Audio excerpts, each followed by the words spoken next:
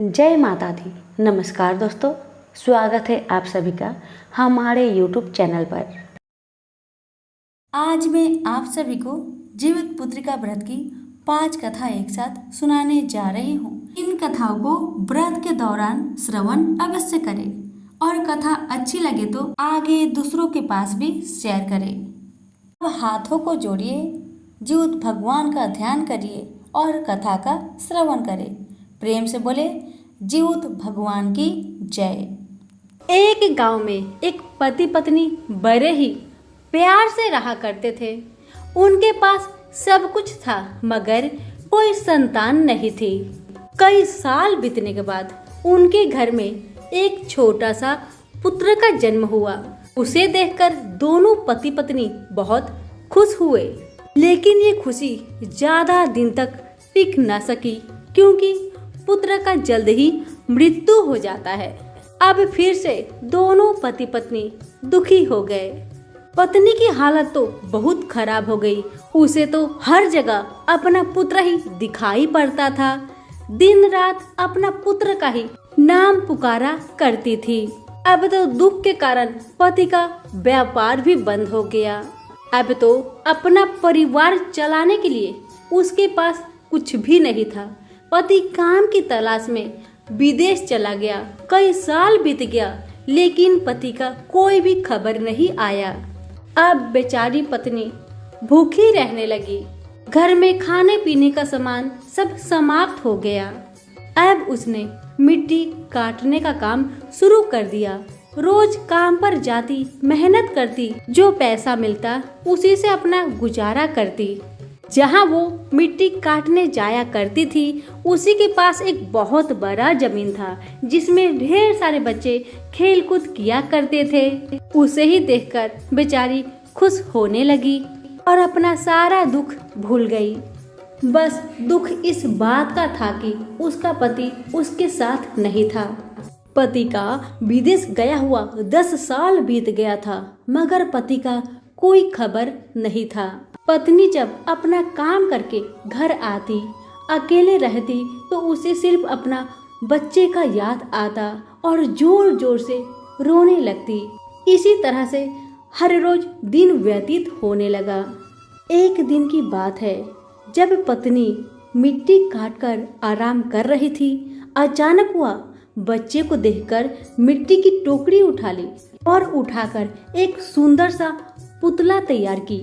मिट्टी का पुतला बनाते बनाते कब शाम हो गया उसे पता भी नहीं चला। जैसे ही शाम हो आई वह अपने घर जाने के लिए तैयार हो गई। उसने जिस पुतले को बनाया था उस पुतले को टोकरी में रखकर अपने घर को आई। अब वह उस मिट्टी के पुतले को जीवित बच्चे की तरह पालन पोषण करने लगी, ध्यान रखने लगी, समय समय पर भोजन खिलाने लगी। लेकिन मिट्टी का पुतला कैसे खा सकता है? आश्चर्य की बात ये थी कि जब पुतला भोजन नहीं करता तो माँ की तरह वह बच्चे को डांट लगाती थी। हर रोज इसी तरह से दिन बीतने लगा। कभी मिट्टी के बने बच्चे से प्यार दिखाती तो कभी उसे डांट लगाती। जब वह मिट्टी काटने जाया करती तो अपने मिट्टी वाले पुतले को पीठ पर आंचल से बांध कर जाती। इसी तरह हर रोज किया करती थी। पति का तो कोई खबर ही नहीं था। अब तो माँ अपने बच्चे के साथ दिन भर खोई रहती थी। एक दिन की बात है, जब माँ अपने मिट्टी के पुतले को लेकर कहीं जा रही थी तब उसने कुछ महिलाओं को जितिया व्रत करते देखा। तब उसने उन महिलाओं से जाकर पूछा, बहन आप लोग ये क्या कर रही हैं? ये किसकी पूजा है और इस पूजा से क्या फल मिलता है, सो मुझे बताइए। सारी महिलाओं में से एक महिला ने कहा कि ये व्रत बेटे की लंबी आयु के लिए करते हैं, बेटे की सलामती के लिए करते हैं। अब तो माँ भी अपने मन में ठान लेती है, मैं भी जितिया का व्रत करूंगी, मेरे इस मिट्टी के बने पुतले के लिए करूंगी। एक पुत्र तो मैंने खो दिया, अब इसे हर किस में नहीं खो सकती। अब वह मन में ठान लेती है, मैं भी अगले साल जितिया व्रत करूंगी, क्योंकि वह मिट्टी का दूसरा बच्चा खोना नहीं चाहती थी। अब जैसे अगला साल आया, उसने जिउतिया का व्रत पूरे विधि विधान के साथ किया। पहला दिन नहाए खाए की, दूसरा दिन निर्जला व्रत रही और तीसरे दिन गरम गरम भोजन से पारण की। इतना करने के बाद हर रोज की तरह अपने काम पे जाने लगी। अपने मिट्टी के पुतले को पीठ में बांधकर चल पड़ी अपने काम पर। लेकिन अचानक रास्ते में जाते जाते उसके पीठ में कुछ हलचल महसूस हुआ। उसे ऐसा महसूस हुआ कि मिट्टी का बच्चा हिल रहा है, लेकिन उसे लगा कोई भ्रम होगा, ऐसा तो हो ही नहीं सकता। लेकिन थोड़ी दूर और बढ़ने के बाद उसके बच्चे के रोने की आवाज आने लगी। वह बहुत आश्चर्य में पड़ गई। फटाफट अपने साड़ी की आंचल खोली और बच्चे को देखती है। देखने के बाद उस माँ के आंखों में आंसू भर गए और उसका दिल जोर जोर से कहने लगा, हे जीउत भगवान, आप महान हैं, आप महान हैं, आपका लीला अपरंपार है, आपकी लीला कोई ना जाने। हे जीउत भगवान, आपका कोटि कोटि प्रणाम है। वह देखती है वह मिट्टी का पुतला इंसान के बच्चे में बदल गया है। वह समझ गई ये जीउत भगवान का ही वरदान है, उनका ही व्रत का फल मिला है मुझे। अब तो पत्नी बहुत खुशी हो गई पुत्र को पाके। खुशी का ठिकाना नहीं रहा। दुख इस बात का था कि पति उसके साथ नहीं था। उधर पारण का दिन ही पति भी गाड़ी में बैठा था अपनी पत्नी के पास आने के लिए। जो धन उसने कमाया था, कुछ चोरों ने उसके धन को लूट लिया। कुछ दूर आगे बढ़ने पर उसे एक बूढ़ा बाबा मिलते हैं। बूढ़ा बाबा उससे कहते हैं, बेटा तुम्हारे पास कुछ है तो मुझे दो, मुझे बहुत जोर की भूख लगी है। बूढ़े बाबा की बात सुनकर वह कहने लगा, बाबा मेरे पास तो था कुछ धन, लेकिन कुछ चोरों ने उसे लूट के चला गया। अब मेरे पास है थोड़ा सा सत्तू, लीजिए बाबा आप इसे खा लीजिए। बूढ़ा बाबा उस सत्तू में से आधा सत्तू को खा लेते हैं और आधा सत्तू उस आदमी को दे देते हैं। वह सत्तू आदमी अपने झोला में रखकर घर को आता है। पत्नी अपने पति को देखकर बहुत खुश हुई और सारी कहानी अपने पति देव को सुना दी और अपने बेटे को पति की गोद में डाल दी। पति बहुत खुश हुआ। फिर पति पत्नी से कहने लगा, मैं कुछ धन कमाया था, रास्ते में चोरों ने लूट लिया। मेरे पास थोड़ा सा सत्तू बचा है, थोड़ा ला कर दो, मुझे भूख लगा है, मैं खा लेता हूँ। पत्नी झोला उठाकर सत्तू निकालती है तो देखती है सत्तू की जगह में सोना बन गया है। सोना देखकर पत्नी बहुत खुश होती है। वो तो समझ गई ये जीउत भगवान का ही चमत्कार है। ये देखकर पति पत्नी जोर जोर से कहने लगे, जीउत भगवान की जय हो, जीउत भगवान की जय हो। जीउत भगवान की कृपा से पति पत्नी और बच्चे के दिन बदल गए।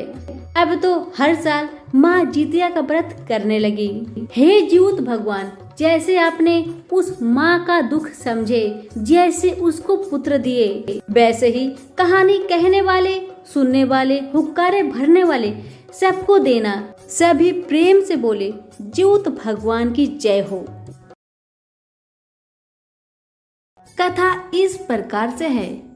जीमुत वाहन एक गंधर्व राजकुमार थे जो बेहद उदार और परोपकारी इंसान थे। उनके पिता ने राजपाट छोड़ दिया और वन में चले गए, जिसके बाद जीमुत वाहन को राजा बना दिया गया। वे राजकाज ठीक से चला रहे थे, लेकिन उनका मन उसमें नहीं लगता था। एक दिन वे राजपाट भाइयों को सौंपकर अपने पिता के पास ही वन में चले गए। वहां उनका विवाह मलयवती नामक एक कन्या से हुआ। एक रोज वन में वे एक वृद्धा से मिले। उसका संबंध नागवंश से था। वह काफी डरी और सहमी थी, रो रही थी। जब जीमुत वाहन ने उन्हें देखा तो उनसे उसका दुख देखा नहीं गया। उन्होंने उस बूढ़ी औरत से जाकर पूछा कि आपका दुख का कारण क्या है। तब उसने बताया कि पक्षी राज गरुड़ को नागों ने वचन दिया है कि हर रोज एक नाग उनके पास आहार स्वरूप जाएगा। और उससे वे अपनी भूख शांत कर लिया करेंगे। उस वृद्धा ने कहा कि आज उसके बेटे की बारी है। उसका नाम शंखचूड़ है, जो आज पक्षीराज गरुड़ का निवाला बन जाएगा। यह कहकर वृद्धा जोर जोर से रोने लगी, जोर जोर से रोने लगी। बूढ़ी माई का दुख देखकर दयावान जीवत वाहन ने उनसे कहा कि आपके बेटे को कुछ भी नहीं होगा, आप मुझ पर भरोसा रखें। आज आपका बेटा गरुड़ के पास नहीं जाएगा, उसके बदले में मैं स्वयं जाऊंगा, आप चिंता ना करें। इतना कहकर जीवत वाहन तय समय पर गरुड़ देव के पास पहुंच गए। जीवत वाहन लाल कपड़े में लिपटे हुए थे। गरुड़ देव ने जीवत वाहन को पंजे में दबोच लिए और उड़ गए। इस बीच उन्होंने देखा कि जीवत वाहन रो रहे हैं और कहार रहे हैं। ये देखकर गरुड़ जी एक पहाड़ के शिखर पर जाकर रुक गए और जीवत वाहन को मुक्त किए। तब उन्होंने सारी घटना बताई। गरुड़ देव जीवत वाहन की दया और साहस की भावना से काफी प्रसन्न हुए। बस प्रसन्नता के कारण ही उन्होंने जीवत वाहन को जीवन दान दे दिए। साथ ही उन्होंने वचन दिया कि आज से वे कभी भी किसी नाग को अपना ग्रास नहीं बनाएंगे। इस प्रकार से जीवत वाहन के कारण नागों के वंश की रक्षा हुई। इसके बाद से ही आश्विन मास के कृष्णा पक्ष की अष्टमी को जीवित वाहन की पूजा की जाती है और जीवित पुत्रिका का निर्जला व्रत रखा जाता है। सभी प्रेम से बोलिए जीवित वाहन की जय हो। यह व्रत की कथा सभी प्रेम से बोली जीवत बंधन महाराज की जय हो। कथा। नर्मदा नदी के पास एक नगर था, उसका नाम था कंचनवटी। उस नगर के राजा का नाम था मलय केतु। नर्मदा नदी के पश्चिम में बालूहटा नाम की मरुभूमि थी, जिसमें एक विशाल पाकर का पेड़ पर एक चील रहती थी। उसी पेड़ के नीचे एक सियारन भी रहती थी। दोनों पक्की सहेलियां थी। दोनों ने कुछ महिलाओं को देखकर जितिया व्रत करने का संकल्प किया और दोनों ने भगवान श्री जीवत वाहन की पूजा और व्रत करने का प्रण भी किया। लेकिन जिस दिन दोनों को व्रत रखना था, उसी दिन शहर के एक बड़े व्यापारी की मृत्यु हो गई और उसका दाह संस्कार उसी मरुस्थल पर किया गया। सियारिन को अब भूख लगने लगी। मुर्दा देखकर वह खुद को रोक ना सकी और उसका व्रत टूट गया। पर चील ने संयम रखा और नियम व श्रद्धा से अगले दिन तक व्रत का पालन किया। अब फिर अगले जन्म में दोनों सहेलियों ने ब्राह्मण परिवार में पुत्री के रूप में जन्म लिया। उनके पिता का नाम भास्कर था। चील बड़ी बहन बनी और उसका नाम सीलवती रखा गया। सीलवती की शादी बुद्धिसेन के साथ हुई। सियारन छोटी बहन के रूप में जन्मी और उसका नाम कपूरावती रखा गया। उसकी शादी उस नगर के राजा मलय केतु से हुई। अब कपूरावती कंचनवटी नगर की रानी बन गई। भगवान जीवत वाहन के आशीर्वाद से सीलवती के 7 बेटे हुए, पर कपूरावती के सभी बच्चे जन्म लेते ही मर जाते थे। कुछ समय बाद सीलवती के 7 पुत्र बड़े हो गए। वे भी राजा के दरबार में काम करने लगे। कपूरावती के मन में उन्हें देखकर ईर्ष्या की भावना आ गई। उसने राजा से कहकर 7 बेटे के सिर कटवा दिए और उन 7 सर को एक नए बर्तन मंगवाकर उसमें रख दिया और लाल कपड़े से ढककर सीलवती के पास भिजवा दिया।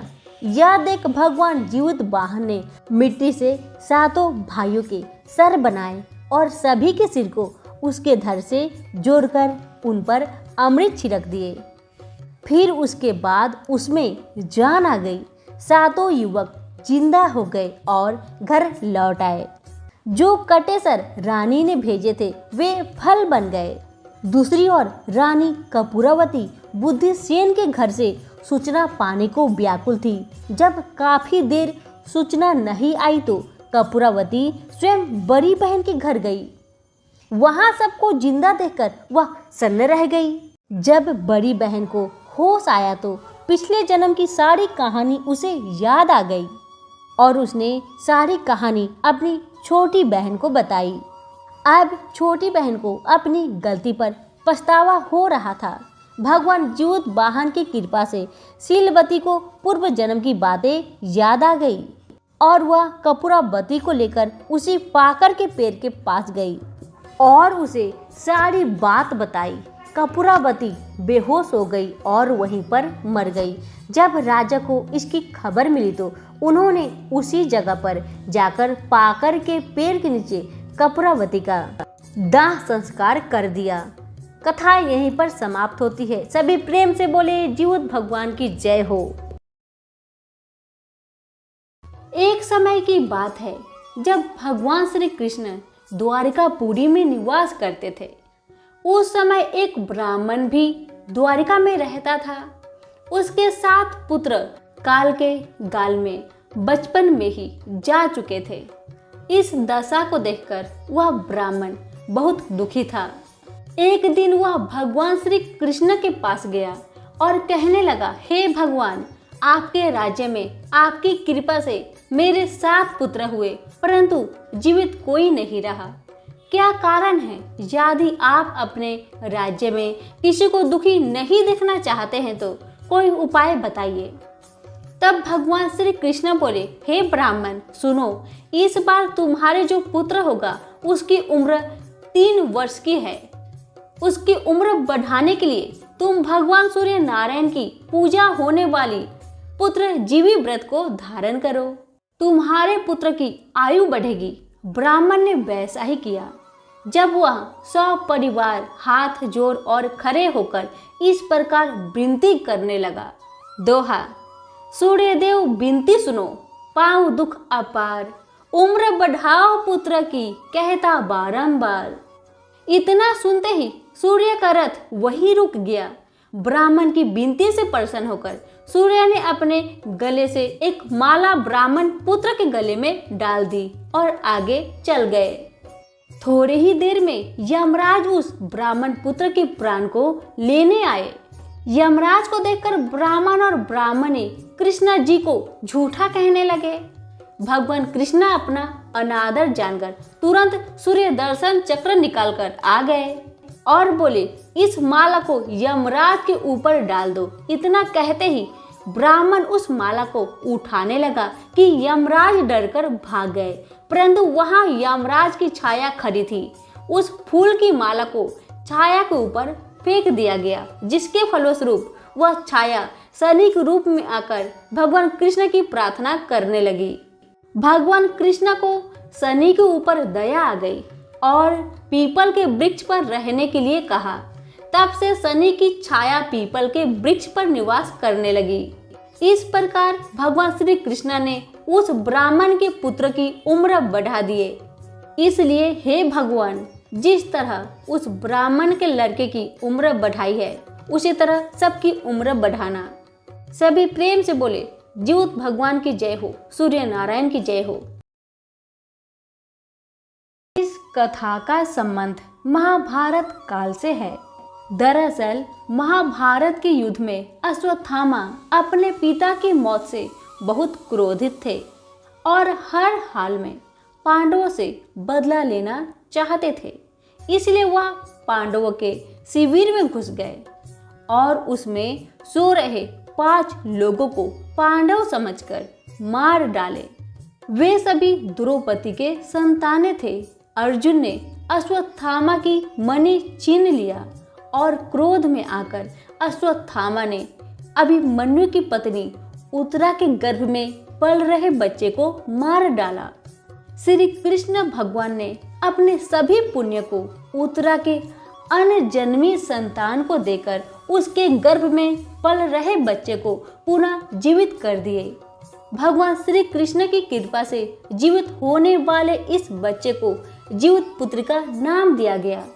इसके बाद से संतान की लंबी उम्र के लिए हर साल जितिया का व्रत रखा जाता है। माना जाता है कि जो महिला अपनी संतान की लंबी उम्र के लिए व्रत रखती है उसकी संतान को कभी भी दुख उठाना नहीं पड़ता है और उनके घर में सुख समृद्धि बनी रहती है। मान्यता है कि जो भी महिला इस व्रत की कथा सुनती है उसे कभी भी अपना संतान से वियोग का सामना नहीं करना पड़ता है। सभी प्रेम से बोले कृष्ण भगवान की जय हो, जीवित भगवान की जय हो। जितिया व्रत की आरती।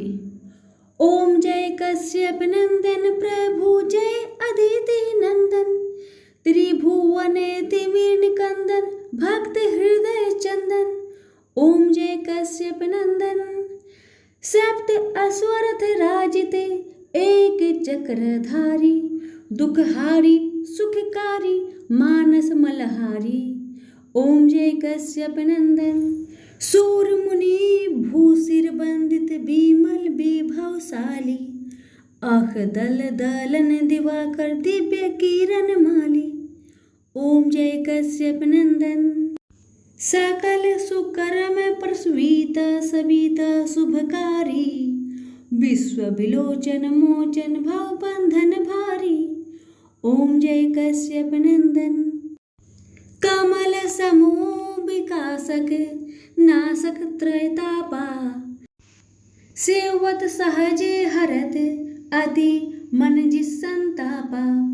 ओम जय कश्यप नंदन नेत्र व्याधि हर सुरवर भूपीराहारी वृष्टि विमोचन संतत परहित व्रतधारी। ओम जय कश्यप नंदन। प्रेम से बोले जीवित भगवान की जय।